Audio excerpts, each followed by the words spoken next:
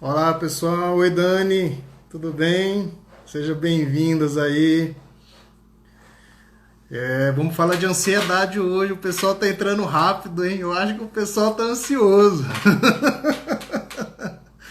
Já que o tema vai ser ansiedade, tava todo mundo esperando, né? Desculpe aí o breve atraso.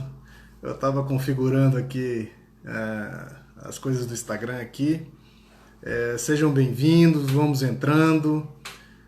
Eu sempre espero um pouco, porque nós vamos falar de um caso clínico, né? Então eu quero que todos acompanhem desde o início, porque senão ficam meio perdidos. Então é uma live que tem que me acompanhar desde o início. Se chegar no meio, fica perdido, porque nós tem um início, um meio, um fim, tem um raciocínio, tem uma lógica. Então, oi Elaine, tudo bem? Sejam bem-vindas. Espero que esse tema realmente, eu acho que ele, de todos os transtornos emocionais que a gente está vivendo, os transtornos de ansiedade com certeza são os mais comuns, eu não tenho dúvida disso. Nós estamos vivendo uma epidemia, né, de sintomas, de queixas, de sofrimento relacionado à ansiedade. Eu já disse isso num vídeo anterior, numa live anterior, que já víamos muito ansiosos, né? Então a gente não falava muito disso, a saúde mental não era colocada no centro do debate, a gente falava de tanta coisa, de economia, de política, de realizações, de sonhos, mas a gente deixava o sofrimento mental, a gente deixava os nossos sofrimentos assim meio que em segundo plano. E a epidemia, ou a pandemia, o isolamento social, se tem algum lado positivo, é trazer para o centro do debate as nossas emoções, quando estamos normais, quando estamos doentes. Então hoje nós vamos falar de ansiedade. Eu vou trazer um caso de um paciente e que troquei o nome dele e eu vou colocar ele no divã. Repito mais uma vez, se alguém de vocês tiver interesse em estar falando de você, pode falar comigo. Claro que eu vou guardar aí o nome verdadeiro, mas é muito importante essa troca de experiências. Por que eu escolhi essa metodologia de trazer para vocês um caso clínico? Porque é assim que a gente aprende na faculdade de medicina. É assim que a gente aprende nas nossas especializações. É em cima de casos clínicos, é em cima de casos reais. E eu acho que a forma mais eficaz de ensinar é em cima de algo real, onde nós vamos falar, onde nós vamos debater o caso real e a partir daquilo ali nós vamos aprender. No caso, quando você está fazendo medicina, você quer aprender a diagnosticar, você quer aprender a tratar. E no nosso caso aqui, eu quero que a gente aprenda sobre alguns conceitos de saúde mental, de doença mental. Eu quero desmistificar muita coisa. Igual eu disse aqui na live anterior, as pessoas com a psiquiatria sofrem por duas razões. Primeiro, por estarem doentes e por preconceito não aceitarem o diagnóstico e o tratamento. Isso aqui se chama desconhecimento.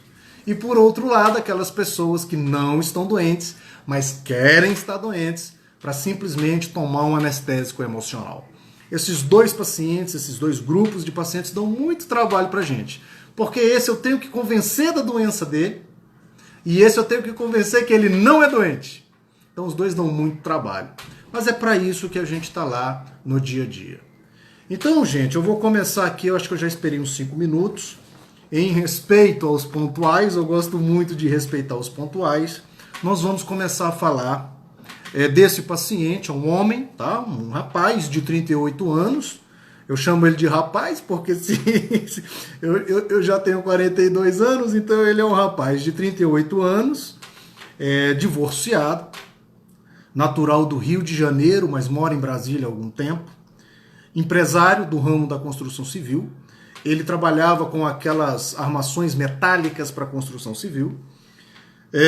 Tinha um filho de 8 anos de idade. E, aparentemente, não me relatou grandes conflitos lá com a ex-mulher, com a mãe do filho. Então esse é o nosso personagem de hoje. Então vão colocando aí na cabeça. Já comecem a desenhar um homem de 38 anos de idade, divorciado, que mora sozinho, tem um filho de 8 anos. Esse divórcio tinha mais ou menos um ano que tinha acontecido. Ele é natural do Rio de Janeiro e mora em Brasília. E a grande maioria dos familiares dele estava no Rio de Janeiro, então ele não tinha grandes redes de apoio familiar aqui em Brasília. Tinha apoio social, que eram amigos, mas nem tanto familiar. E qual que foi a queixa dele quando ele me procurou? Ele começa a entrevista pra gente, porque ele está no nosso divã, e começa falando da seguinte maneira: doutor, eu sempre fui muito ansioso. A ansiedade sempre esteve comigo desde quando eu me lembro ser gente. Porém, nos últimos 2 anos, ela está pior. Então veja bem, aquilo que já era de certa forma intensa, parece que estava pior. Há 2 anos, ele começa a relatar, por problemas que comecei a ter no trabalho, iniciei com um aumento do sentimento de tensão, de apreensão, como se algo fosse acontecer a qualquer momento. Estava aparentemente tudo bem, e como se alguma coisa estivesse na iminência de acontecer, eu ficava tenso, sem grandes motivos para isso. E aí eu perguntei, isso era em determinado momento do dia ou praticamente o dia inteiro? E ele respondia, antes, no início, era esporádico. E isso foi piorando ao ponto de chegar a ser o dia inteiro. Eu acordava tenso, eu dormia tenso. Comecei a ficar mais irritado do que o normal. E ele fala, eu já era meio pavio curto, mas agora qualquer coisa me tira fora do sério. Doutor, eu estou extremamente irritado e impulsivo. E não tenho mais capacidade para relaxar. E aí eu perguntei para ele, em momentos em que você não tem tantas tarefas, que você teoricamente deveria estar relaxado, assistindo um filme, acordando, tendo um bom papo com um amigo, num bar, num restaurante, você relaxa? E ele fala, não mais. O tempo inteiro eu estou tenso. Começou assim, ele fala. Com o tempo, após alguns meses, comecei a ter dificuldade para pegar no sono. No início, eu sentia que eu não dormia, que meu sono era superficial. Com o tempo, passou a ser dificuldade para pegar no sono. Hoje, eu nem pego no sono e o pouco que eu durmo, eu sinto que eu não durmo. Eu já acordo muito cansado. Então veja bem que os sintomas e as manifestações dessa ansiedade... Então vamos começar a recapitular aqui. É assim que a gente faz no nosso HD, quando a gente está diante disso. Então a gente tem um rapaz de 38 anos de idade, divorciado, que tem poucos laços familiares em Brasília, apesar de ter um filho e uma ex-mulher, é empresário e que parece com 2 anos com dificuldades no trabalho. Ele se considera uma pessoa sempre muito ansiosa, mas que convivia bem com aquela ansiedade. Apesar de incomodá-lo, parece que ele conseguia tocar a vida dele. Só que de 2 anos para cá, a partir do momento que ele começou a ter problemas no trabalho, ele percebe que aquilo que ele dava conta de viver parece que chega num nível que ele considera excessivo. Porque começa a ter coisas que ele não tinha, como dormir e acordar ansioso, um estado de tensão constante. Ele não tinha mais a capacidade de relaxar. Momentos de relaxamento ele já não relaxava. E isso é muito importante. Irritabilidade. Apreensão, como se alguma coisa fosse acontecer em um determinado momento. É muito comum os pacientes ansiosos se queixarem disso. Aquela sensação que alguma coisa vai acontecer. Não, mas calma, tá tudo bem. Não, você não fez nada, não tem nada de errado, não vai acontecer nada. E você tem aquela sensação. Isso a gente chama de apreensão. Então começou assim. Começou com sintomas psíquicos. Começou com sintomas mentais, emocionais. Tensão, irritabilidade, apreensão. Ele não me relatava, no início, nenhum sintoma físico. Não palpitava, não tinha tremores, não tinha diarreia, não começou a perder cabelo, não começou a ter manchas no corpo. Começou basicamente com sintomas psíquicos. E aí ele diz que alguns meses assim começou a ter dificuldade para dormir. E isso chamou atenção. Porque ele fala que quando começou a ter dificuldade para dormir, piorou muito o dia a dia dele. Ele começou a sentir, inclusive, mais forte os sintomas diurnos. Além da insônia, concomitantemente a esse problema de dormir, ele começou a ter problema de peso. Ele ganhou 12 quilos no último ano. E ele relata que a grande causa disso é a compulsão dele, o aumento da compulsão alimentar, o aumento do desejo por comer, principalmente para aliviar a sua ansiedade. Quantos aqui não passam por isso? É muito comum, em momentos de muita ansiedade, a gente descontar em alguma coisa, porque a gente precisa aliviar a tensão. No decorrer dessa live, vocês vão entender exatamente cada sintoma desse que ele estava tendo. Por que ele estava tenso, por que ele estava irritado, por que ele começou a ter prejuízo no sono, por que começou a aumentar o apetite dele. E nós vamos entender isso. E olha que interessante.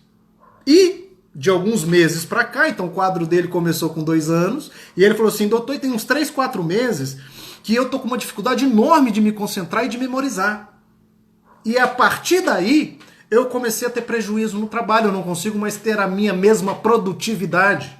Eu já falto reuniões, eu estou em reuniões de uma forma mais lenta, mais cabeça leve no ar, flutuando. Eu não consigo mais me concentrar como eu me concentrava.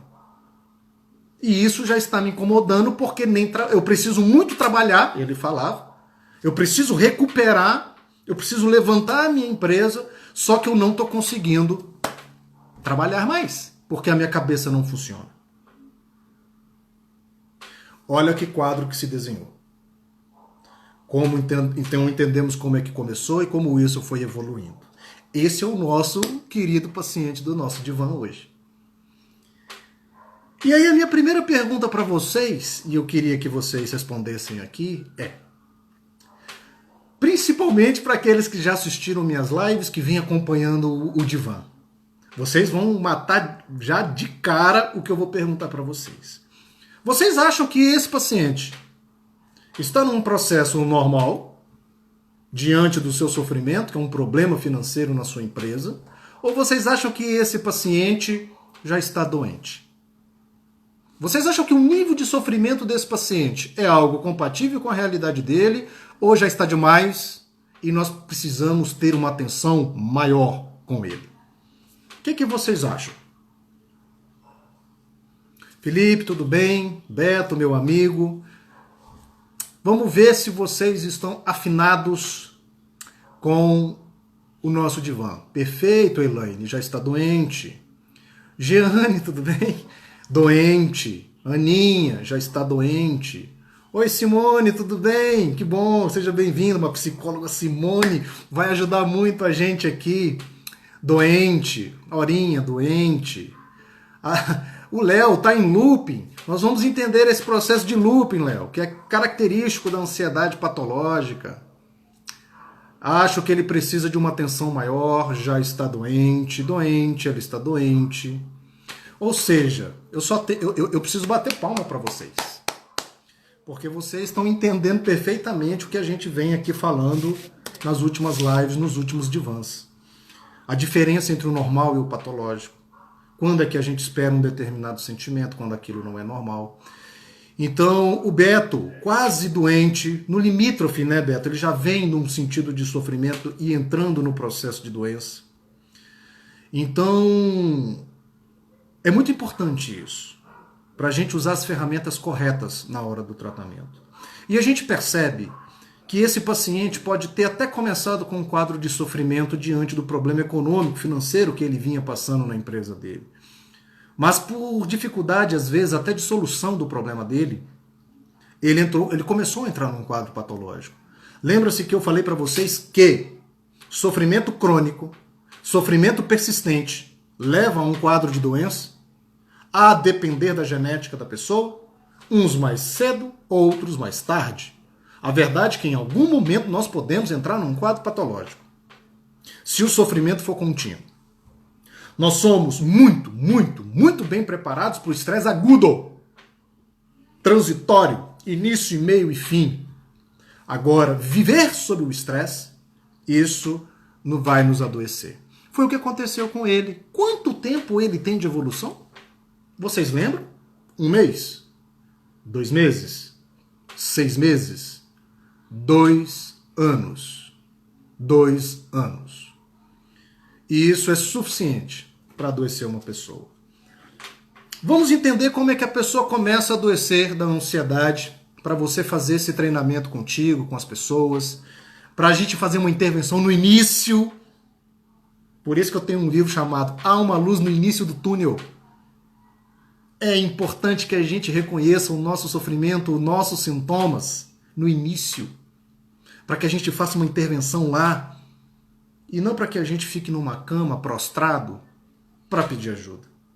Então, na verdade, a luz não é no fim do túnel, a luz é no início, ok? Então, como é que começa a manifestação da ansiedade? A ansiedade a gente pode dividir em 3 grandes grupos. As manifestações psíquicas, as manifestações físicas e as manifestações cognitivas. Normalmente, as pessoas, quando são muito ansiosas e elas começam a entrar num quadro de patologia, de ansiedade, ela começa a aumentar os sintomas psíquicos da ansiedade, que é tensão. Ela fica muito tensa, dura, rígida. Ela vai fazer uma massagem, o massagista fala assim para ela: menino, você tá duro igual uma pedra, tá cheio de nódulo. Isso é um estado de tensão. Junto com esse estado de tensão, vem a dificuldade para relaxar. E aí a tensão dura o dia inteiro. Junto com esses fenômenos da tensão, da dificuldade para relaxar, uma coisa muito característica é a apreensão. Aquela sensação que algo vai acontecer. A antecipação do futuro. Meu Deus, vai acontecer alguma coisa. Meu Deus, vai acontecer alguma coisa. Esses 3 fenômenos nós chamamos de fenômenos psíquicos da ansiedade. Normalmente começa com eles. À medida que isso vai piorando, à medida que o indivíduo não faz uma intervenção aqui, e isso evolui, começa a vir os sintomas físicos da ansiedade. Ou também aquilo que a gente chama de neurovegetativo. Sono, apetite e libido, sexo. Essas 3 coisas começam a alterar. O sono normalmente vai embora. A pessoa começa a ter dificuldade para pegar no sono. Claro, pessoal, olha como uma coisa está relacionada com a outra. Se ele começa a ter dificuldade de relaxar, se ele está tenso o tempo inteiro, quando ele vai para a cama dormir, que seria esperado um momento de relaxamento, só que ele perdeu isso, ele está tenso, ele não dorme. Então veja bem que o comprometimento no sono é muito mais uma consequência de um estado de tensão, de nervosismo, do que propriamente dito uma doença do sono. Então o sono, a insônia, passa a ser um sintoma da ansiedade. Basicamente devido ao excesso de tensão, que vai estar na origem de tudo, de todos os outros sintomas. E aí ele já não dorme bem. Então veja bem, como ele não dorme bem, ele não recupera a energia durante a noite para viver o seu dia que está tenso. Então ele já acorda com o copo meio vazio, para viver um dia acelerado, para viver um dia de muita tensão interna. Ele não tem energia. Aí vai vir o quê? A irritabilidade, a exaustão. Entendem? Como uma coisa vai puxando a outra. Ele precisa desafogar isso. Ele precisa colocar isso para fora. Ele vai para onde? Normalmente. Comer. Agora vocês estão entendendo cada sintoma da ansiedade. O comer nada mais é do que aliviar a tensão. O excesso de tensão. Porque precisa sair. E ele utiliza uma das melhores ferramentas para aliviar a tensão, que se chama boca. Só que ele faz no sentido inverso. Ele coloca de fora para dentro. E o melhor é de dentro para fora.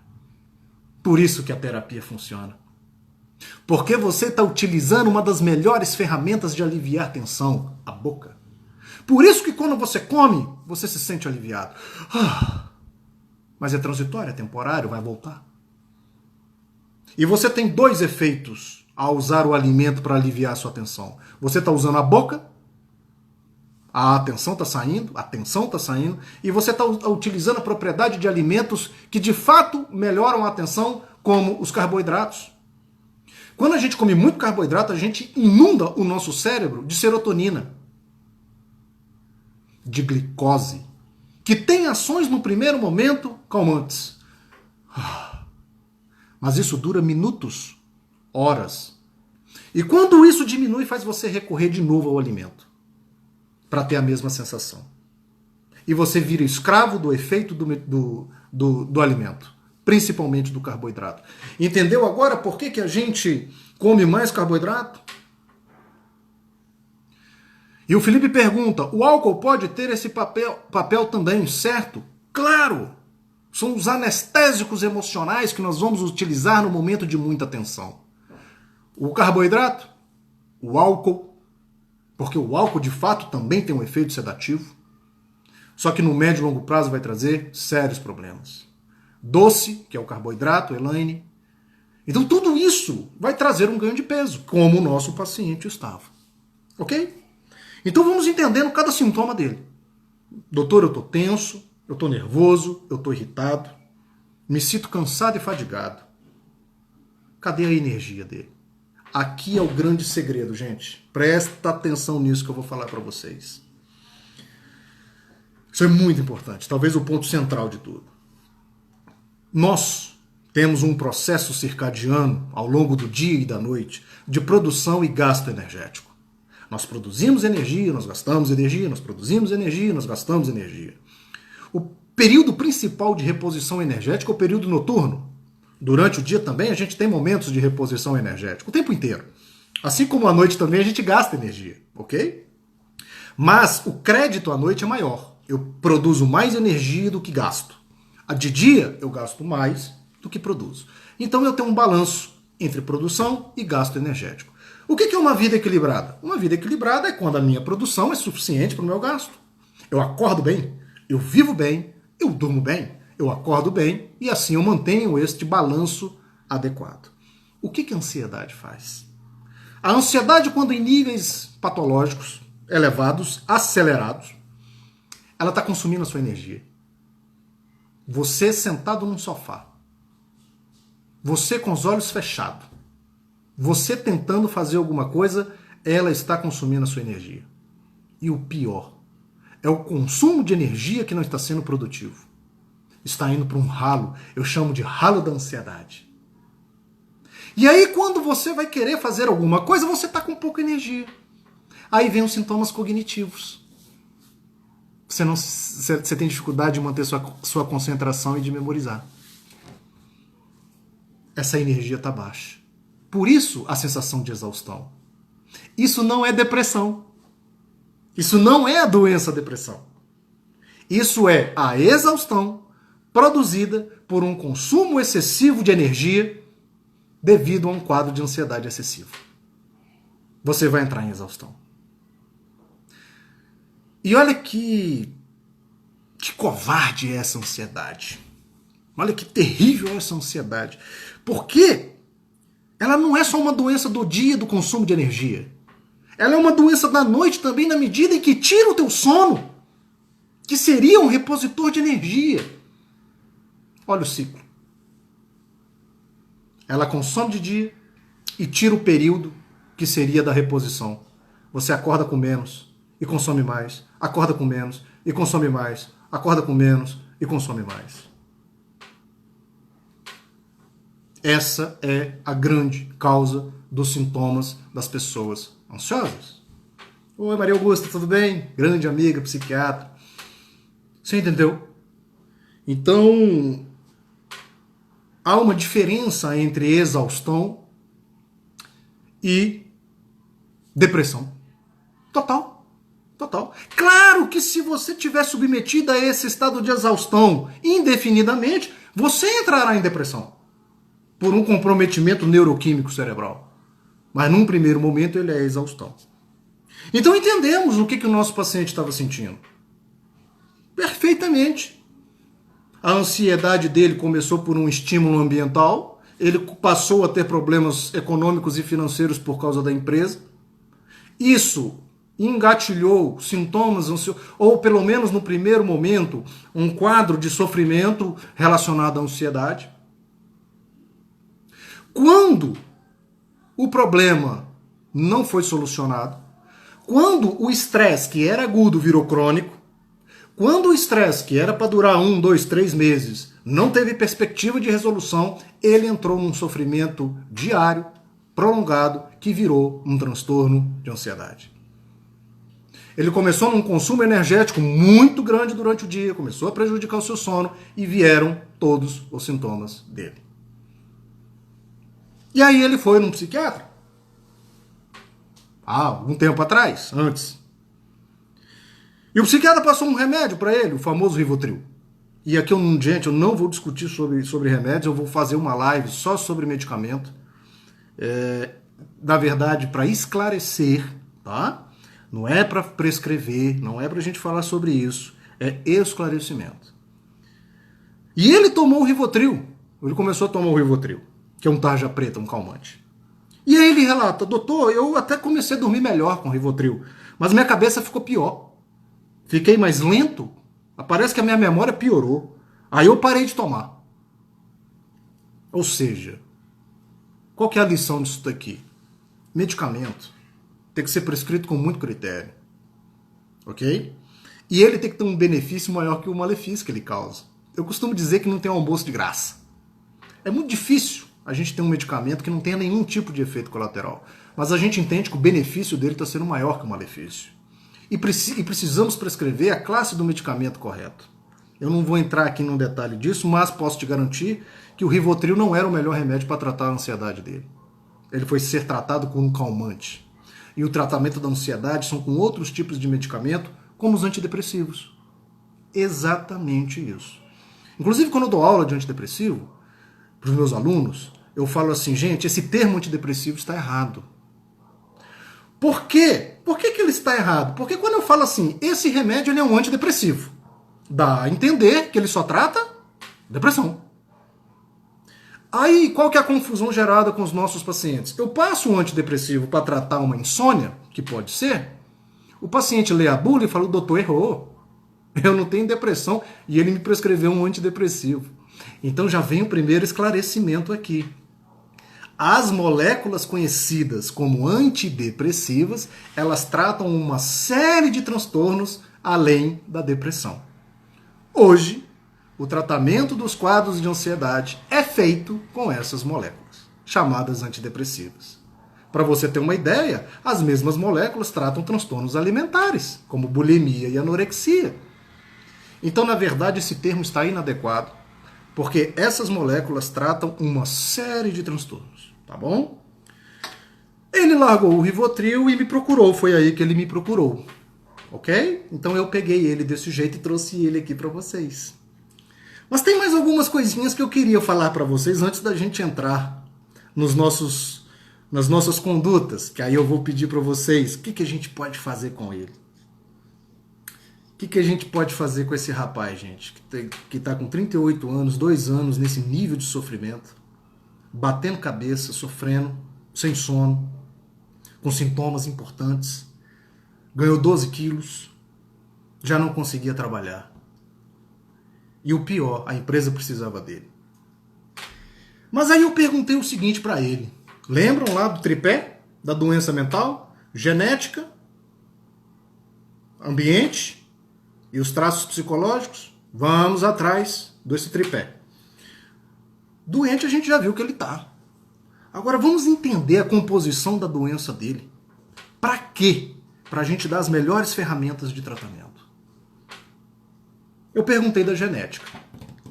Eu falei assim, rapaz, como é que a sua família é ansiosa, seu pai, sua mãe, seus irmãos, como é que é essa questão da ansiedade na sua família?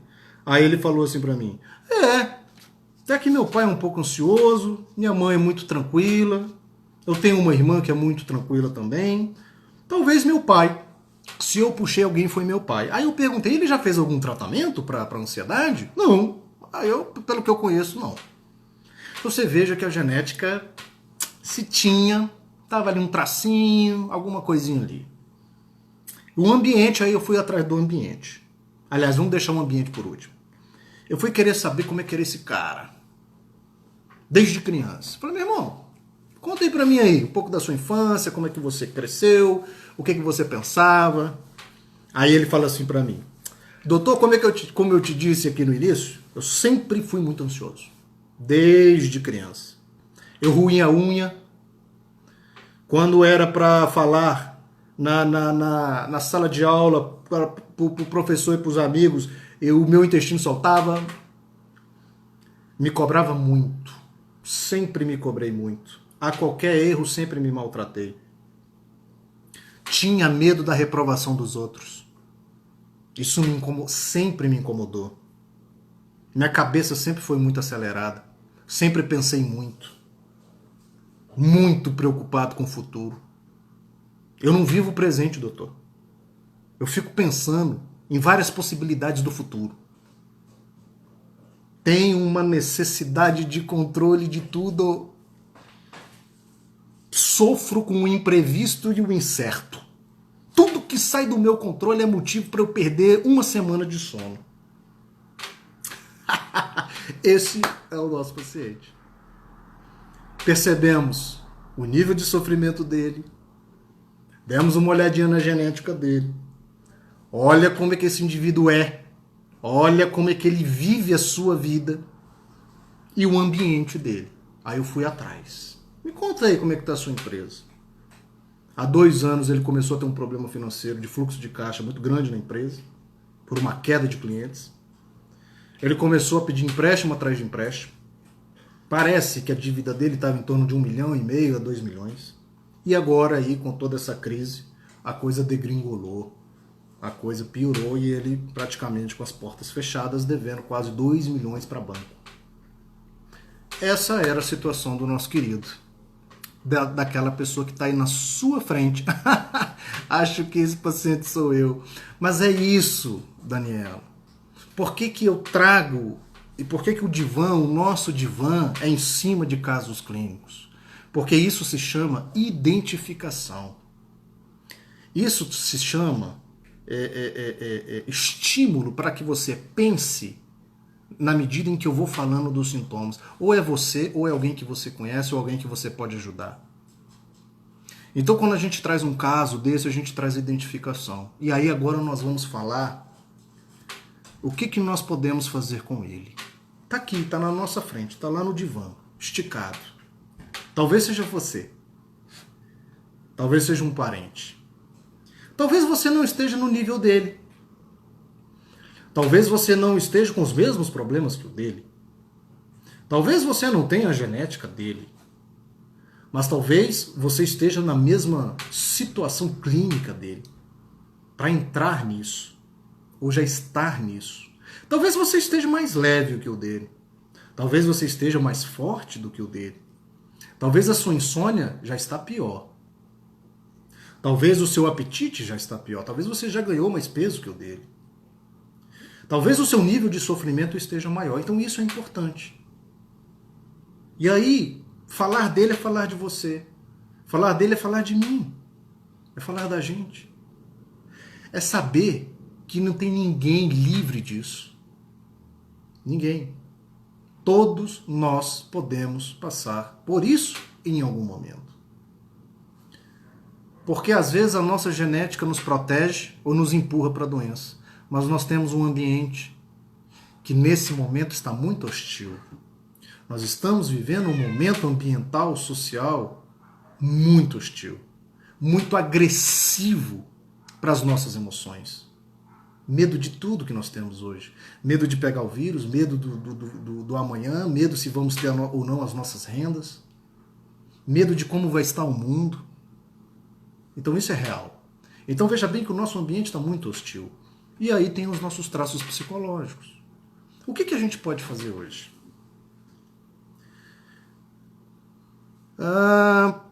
Eu não sei o teu primeiro nome aqui, mas falou, ó, ganhei 29 quilos. Doutor, temo ir ao psiquiatra e ficar dependente de remédios. Dá uma lidinha no meu livro, Olga, se eu não me engano. Tá gratuito lá, há uma luz no início do túnel. O último capítulo do meu livro eu falo só sobre mitos relacionados ao tratamento psiquiátrico. O que nós vamos fazer com o nosso querido que está no nosso divã? O que vocês acham? Vamos trocar ideia aqui. O que a gente pode fazer com ele? Vamos medicar? Qual a ferramenta mais importante vocês acham que a gente pode oferecer para ele nesse momento? A Elaine, fazer terapia, exercício físico e meditação. O que você está propondo para ele, Elaine, é uma mudança radical no estilo de vida. Porque quando a gente começa a se exercitar, quando a gente começa a fazer terapia e quando a gente começa a meditar, nós vamos fazer uma mudança completa de estilo de vida. A Vera, terapia, outra que está falando da terapia. A Márcia, oi Márcia, meditação, yoga. Olha só que a Lúcia, terapia. Puta, alimentação, desculpa gente, alimentação. Eu só quero ver o que vai mais sair daqui. Oi Márcia, leia o e-book, é muito bom, obrigado. Já ouvi reclamação de que ninguém recebe alta de terapia, é um vai e volta. Calma, Paty, vamos falar disso também, em um momento específico. Acho que devemos medicá-lo, porém, atividade física. Veja bem, eu acho que vocês todos, psicoterapia, exercício, Cristiane. Oi Maria Ângela, acho que no momento terapia em conjunto com o psiquiatra. Medicação é essencial, isso é químico, precisa repor, Jeane. Aninha, depois tentar direcioná-lo na sua atual meditação. Terminando seu livro, sensacional, obrigado, Márcia. Então, olha só que legal. A grande maioria de vocês teve Vocês falaram de muitas coisas, mas teve uma coluna, teve algo que foi consenso entre vocês. A terapia. E muitos falaram da meditação. Por que a maioria de vocês falaram da terapia? Porque vocês reconheceram que a grande questão envolvida com ele estava relacionada a aspectos psicológicos e ambientais. Isso significa dizer que se a gente não utilizar essa ferramenta, ele não vai melhorar. Ele precisa de um trabalho psicoterapêutico. Ele precisa de forças para enfrentar o seu ambiente. O que ele vai fazer? E isso é um processo psicoterapêutico.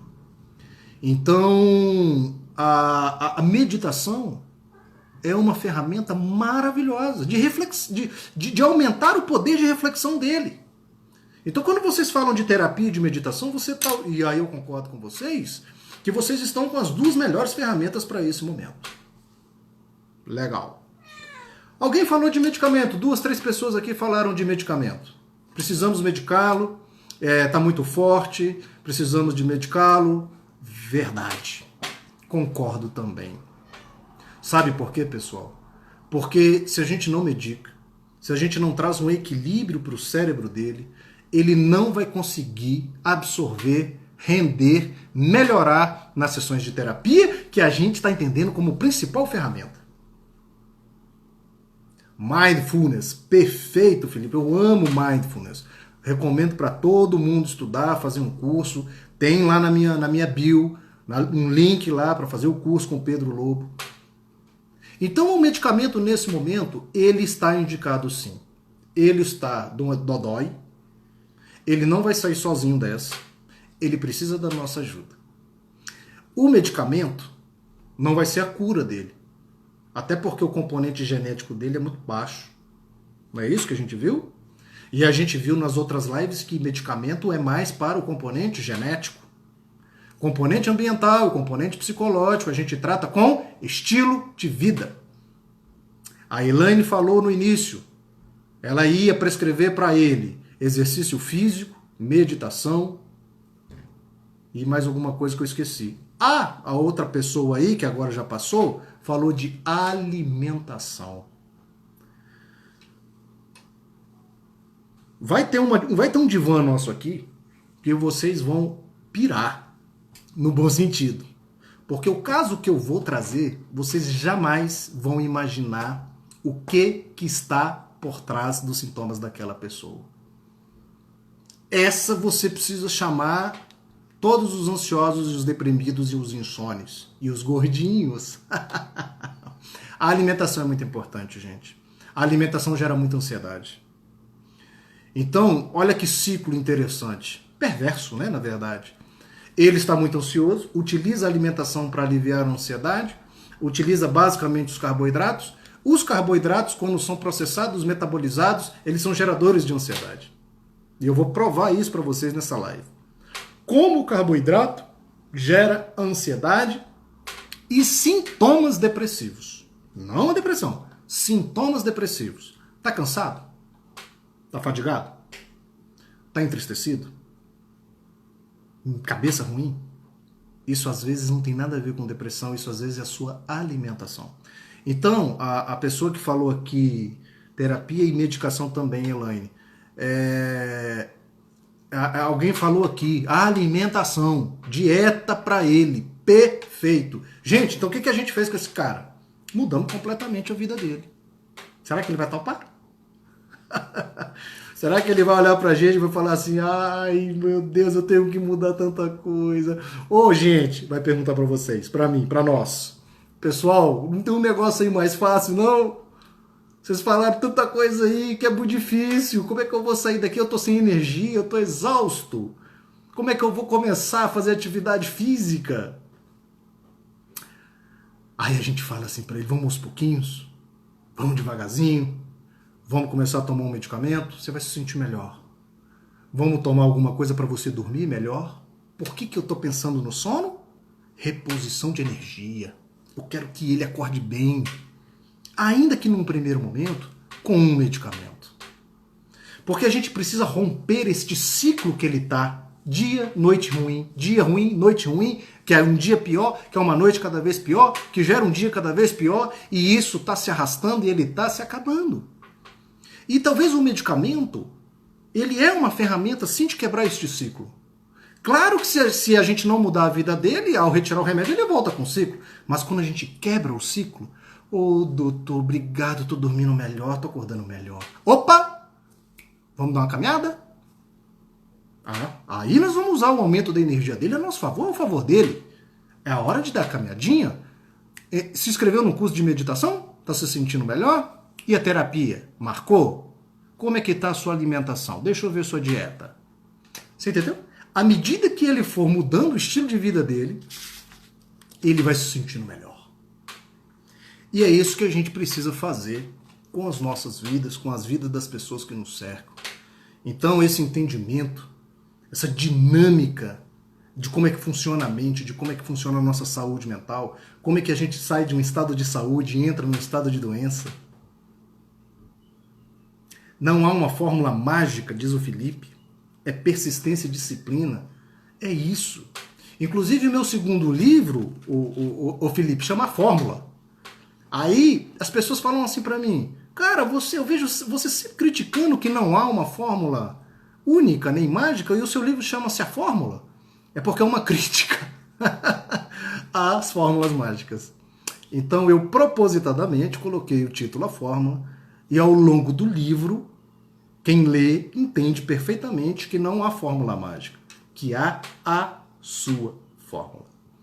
O horário de dormir é seu, o horário de acordar é seu. O que você come ou deixa de comer é seu. Às vezes o que faz bem pro teu vizinho não faz bem a você. Eu estou falando de alimentação.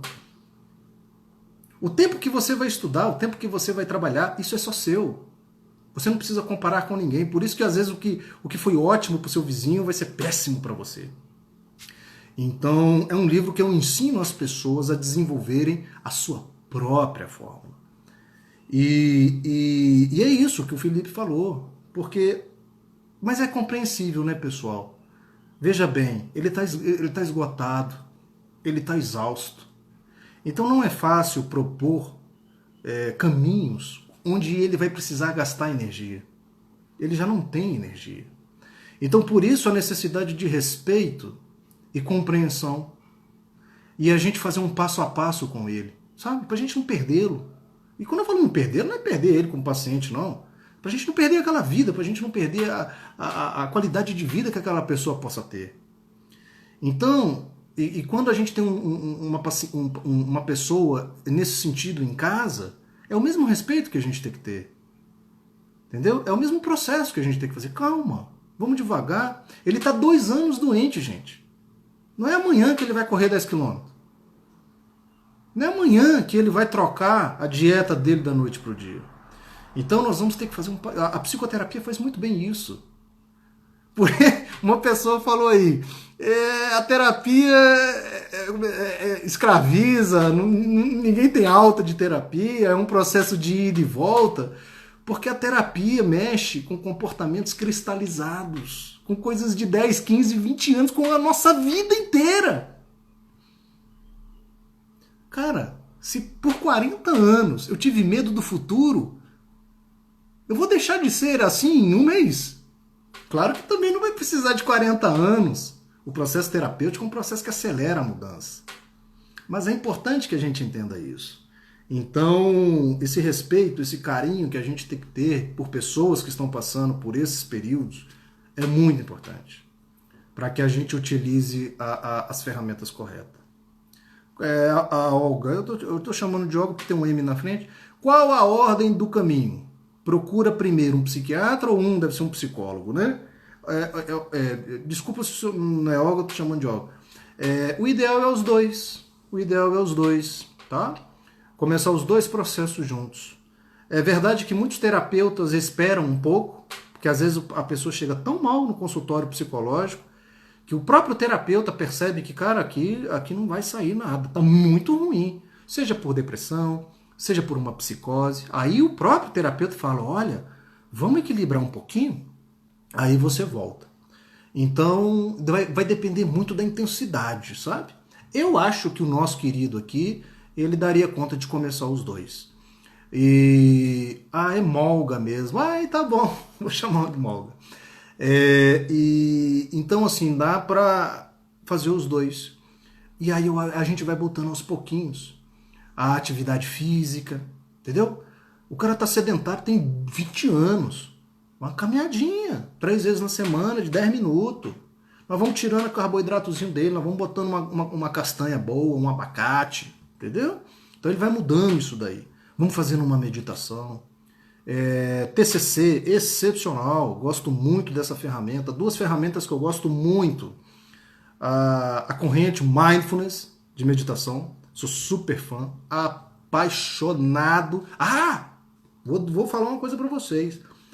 Nos últimos 6 meses, mais ou menos, eu dei alta para 4 pacientes meus, ansiosos. Um deles estava 7 anos comigo, porque foram fazer um curso de meditação.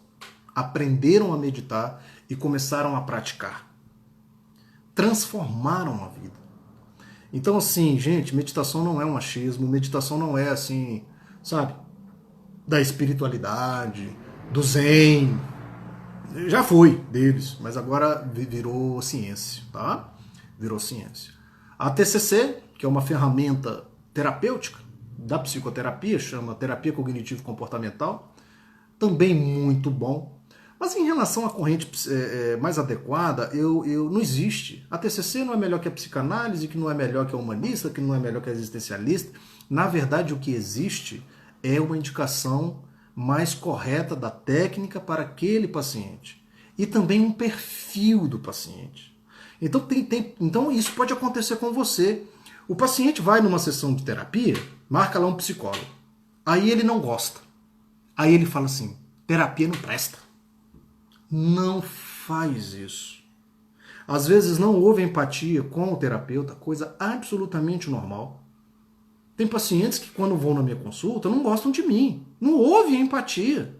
Isso é normal, gente. A gente não é todo mundo que vai gostar da gente, não. Isso é perfil. Relacionamento é perfil. E o relacionamento terapêutico é um tipo de relacionamento. Então, tem que ter empatia e tem que ter a afinidade com a corrente terapêutica, pelo perfil psicológico da pessoa. Então tem uns que gostam mais da TCC, outros vão gostar mais da psicanálise, outros vão gostar mais da existencialista, enfim. Aí vai, você entendeu? Então terapia é importante experimentar. Experimenta, faça. Também é outra vida. Então, já está terminando aqui a nossa live. Daqui a pouco o Instagram expulsa a gente, que senão a gente ia ficar aqui até meia-noite. Gostei muito da participação de vocês. Espero que vocês tenham gostado do nosso querido que a gente colocou no divã. Nós colocamos no divã hoje a ansiedade. Os aspectos clínicos, como é que a pessoa sofre, o que é a doença ansiosa, por que as pessoas têm os sintomas ansiosos. Você entendeu hoje que o inimigo mortal das pessoas hoje é esse turbilhão que se chama ansiedade, que está consumindo toda a sua energia. E é isso que vai manifestar os sintomas. Todos os sintomas vêm desse fundo, dessa coisa que está aqui, que é o aumento da tensão, da apreensão. Vai tirar o teu sono, vai prejudicar o teu apetite, vai te trazer sintomas físicos, vai te dar palpitação, vai te dar tremores, vai aumentar os teus medos, vai acelerar os teus pensamentos, vai aumentar o fluxo dos seus pensamentos. Você vai antecipar o futuro, você vai viver nesse ciclo da ansiedade. É preciso interromper isso com mudanças do estilo de vida, com medicamentos, se for o caso, medicamentos corretos, profissionais sérios, competentes, para prescrever a medicação correta, tá? Então, se você tem traços de personalidade ansiosos, preocupação excessiva com o futuro, antecipação do futuro para o presente, necessidade do controle de tudo, uma dificuldade de lidar com o imprevisto, com o incerto, uma tensão constante, é muito importante antes de terminar, não tem nada a ver com o tema. Você parece muito com o cantor Tiziano Ferreira. E depois eu vou procurar quem é. Então, eu acho que é isso. Acho que falamos tudo que deveríamos falar, mas nós vamos ter várias lives. Dúvidas, sugestões, questionamentos, fale comigo lá no meu Instagram. De novo, repito, lá no meu Instagram eu tenho 2 livros. Para quem não sabe, o meu livro sobre depressão, Há uma Luz no Início do Túnel, não está aqui, mas está lá na link.